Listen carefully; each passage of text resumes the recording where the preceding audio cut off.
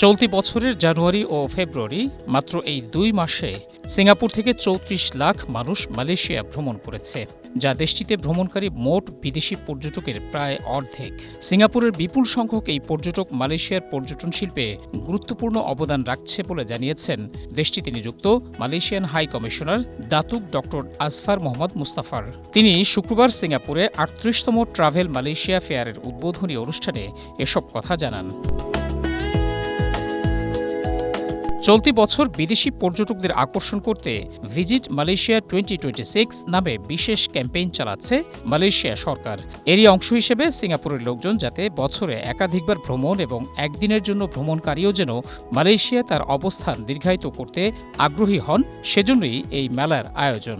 এ সময় বিশ্বের অন্যতম শীর্ষ পর্যটন কেন্দ্রে পরিণত করতে মালয়েশিয়ার অতুলনীয় বৈচিত্র্যময়তা তুলে ধরার কথা জানান হাই কমিশনার।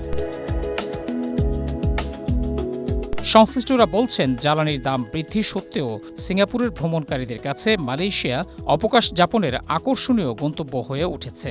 কারণ দেশটির ঐতিহ্য, উৎসব ও খাবার দাবার ও বিশ্বমানের কেনাকাটার অনন্য সংমিশ্রণ ধর্ম বর্ণ নির্বিশেষে সব মানুষের কাছে গ্রহণযোগ্যতা পেয়েছে।